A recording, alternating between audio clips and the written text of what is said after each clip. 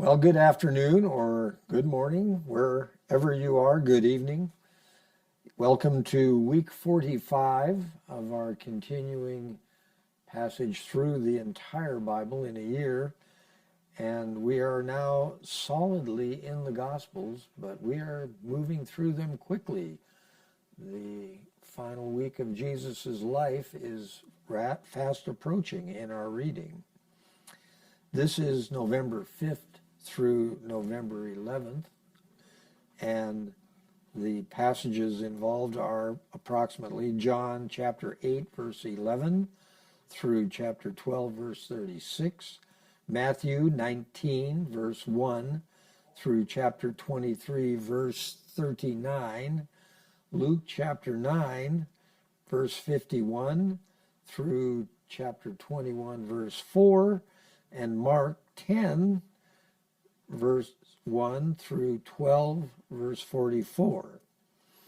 Now, at the close of last week's reading, Jesus was in Jerusalem and had his interaction with the woman caught in adultery. I'm sure you will recall that. That was somewhat disturbing to the Pharisees because by pointing out that all who were present were also sinners, the fun of, and I am using that term sarcastically, I guess, the fun of stoning the woman, and incidentally, not the man who was captured or caught in the very act of adultery, which would suggest they were both present, that fun was canceled by his clear observation that all of you who are ready to throw stones are also sinners. So Jesus is still in Jerusalem at the start of our reading. It's approximately in October of 29 AD. Now, this is the date established by our editor, so I'm sure you could find other dates, but that's approximately where that event occurred. And according to our editor, and I think most Bible scholars, again, not personally a Bible scholar, but I believe the bulk of the scholars whose limited documents I've read suggest that Jesus was crucified in AD 30. So we are closing in on the end. So the next recorded interaction with the Pharisees involves who is a child of Abraham. The Pharisees assert that they are Abraham's descendants and have not ever been slaves. Jesus makes the famous statement applicable to us today that anyone who has sinned or is sinning is a slave to sin. And as he proceeds through all of these discussions, he's beginning to make it clear to those who are listening and to his disciples that he will die at the hands of the Pharisees.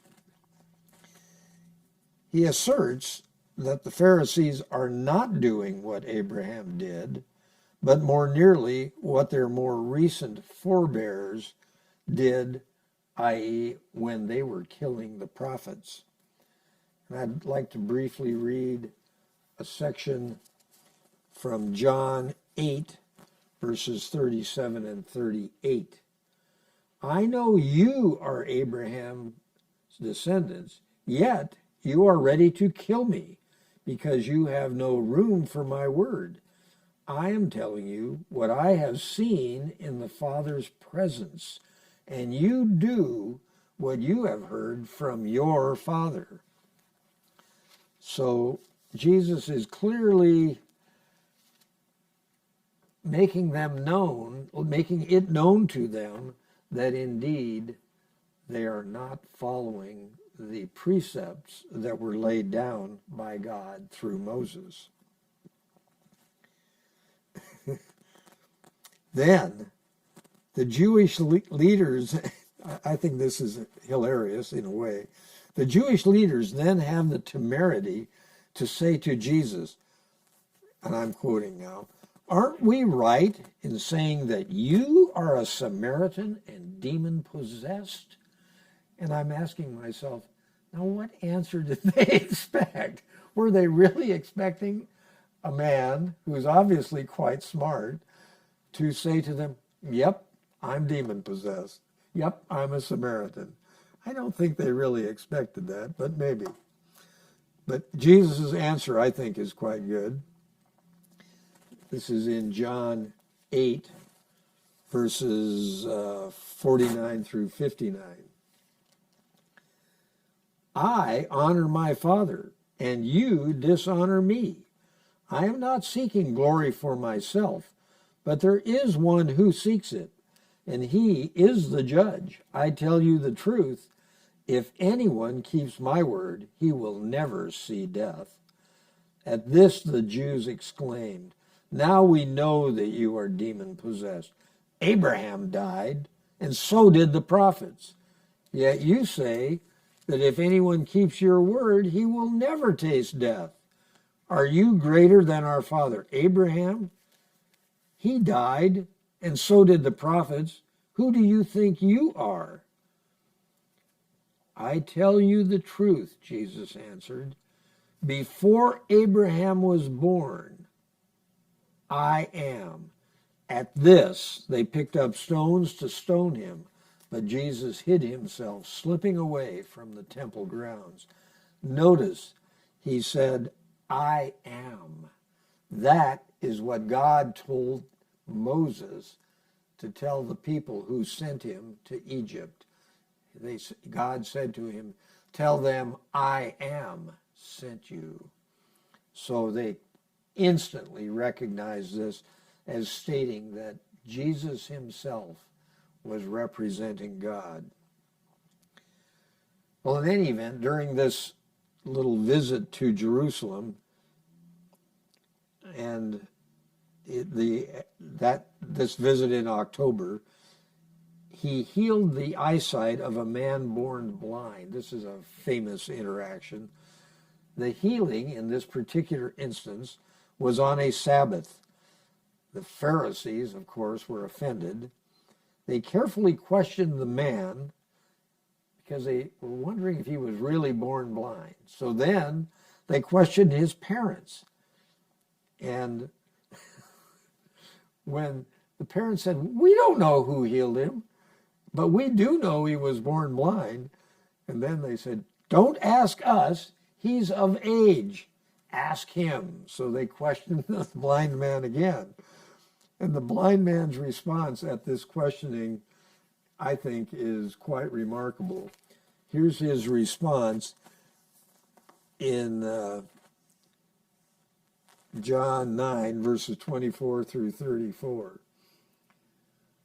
A second time they summoned the man who had been blind. Give glory to God, they said. We know this man is a sinner. He replied, whether he is a sinner or not, I don't know. One thing I do know, I was blind, but now I see. Then they asked him, what did he do to you? How did he open your eyes? He answered, I have told you already, and you did not listen. This is the blind man explaining this to them. Why do you want to hear it again? Do you want to become his disciples also? Of course, I'm sure that outraged them. Then they hurled insults at him and said, you are this fellow's disciple. We are disciples of Moses. We know that God spoke to Moses. But as for this fellow, we don't even know where he comes from.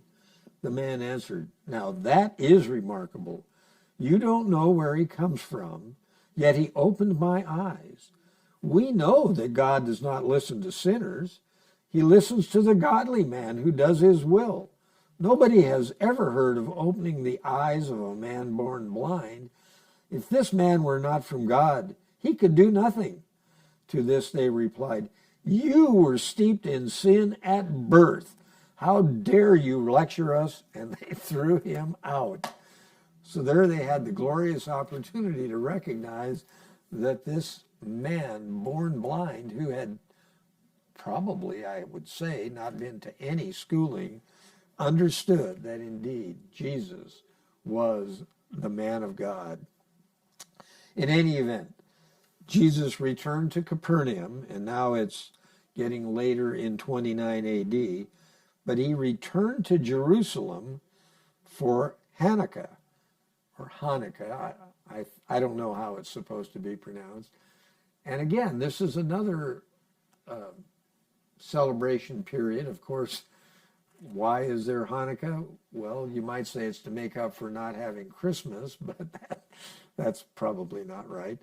The reality is, though, that it was actually celebrating the rededication of the Second Temple. I mention that because both it and Purim were not part of the various celebrations required by Moses when they first established the kingdom in Jerusalem, or in Israel, I should say. Anyway, so this is now about December of 29 AD. So now I would like to read this brief passage. This is from John 10, verses 23 through 30. So now he's back in Jerusalem again at the end of 29. The Jews gathered around him, saying, "How long will you keep us in suspense? If you are the Christ, tell us plainly." Jesus answered, "I did tell you, but you do not believe. The miracles I do in my Father's name speak for me, but you do not believe because you are not my sheep. My sheep listen to my voice. I know them, and they follow me. I give them eternal life, and they shall never perish. No one can snatch them out of my hand. My Father, who has given them to me, is greater than all. No one can snatch them out of my Father's hand. I and the Father are one." Again, the Jews were dissatisfied or clearly very upset by that response. However, it's very encouraging to us because we are being promised that we can be Jesus's followers. So, again, that makes them more convinced than ever that they need to kill Jesus. And we are now no more than 4 months from the crucifixion. Jesus appears to spend the following few months, which would be early 30 AD, preaching in Perea on the east side of the Jordan River. I'll do my little cover up my face routine again, because remember, Capernaum is up here, and this is the east side of the Jordan River. And he's now apparently down in the Decapolis area, in this area here, and Perea is in this area here. So he's north of Jerusalem, but not a lot, and east of the Jordan River is what it appears during this interlude before the crucifixion begins. Interestingly, some Pharisees actually come to Jesus. Now, I'm thinking he's still in Perea at that point, and they warn Jesus that trouble's brewing. This is from Luke 13, verses 31 through 33. At that time, some Pharisees came to Jesus and said to him, "Leave this place and go somewhere else. Herod wants to kill you." He replied, "Go tell that fox, I will drive out demons and heal people today and tomorrow, and on the third day I will reach my goal. In any case, I must keep going today and tomorrow and the next day, for surely no prophet can die outside Jerusalem." So he's clearly telling people he is heading back to Jerusalem, and he knows full well that he will be killed. And incidentally, it's at basically this point, as he's returning to Jerusalem, that he says, he has longed to gather your children as a hen will gather her chicks. So And during this time, he presents several parables emphasizing that persistence is required to enter God's kingdom. And then the last event, the last recorded event before the return to Jerusalem on it, as he's closing in on Jerusalem, because at this point we're back on the west side of the Jordan River. He raises Mary and Martha's brother Lazarus from the dead after he has been dead for 4 days. Note the prophetic statement by Caiaphas shortly after he raised Lazarus. This is John 11, verses 49 through 53. And this is the Pharisees speaking, and ultimately Caiaphas will speak. Here is this man performing many miraculous signs. If we let him go on like this, everyone will believe in him, and then the Romans will come and take away both our place and our nation.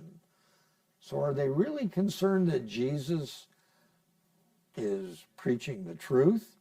No, they're concerned that they're going to lose their political power. Then one of them, named Caiaphas, who was high priest that year, spoke up. You know nothing at all.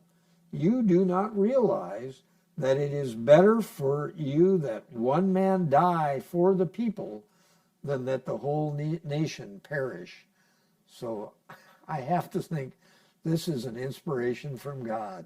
Caiaphas explains that Jesus has to die for not just that nation, but the entire world.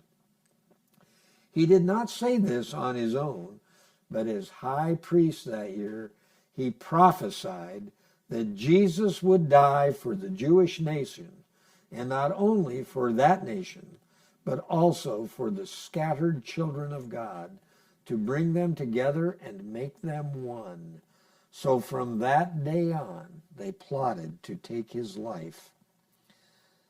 Well, in our reading, Jesus entered Jerusalem on Sunday, which we now call Palm Sunday traditionally, and that is his final return to Jerusalem, and the end is near. The countdown to his death is now down to 7 days or less.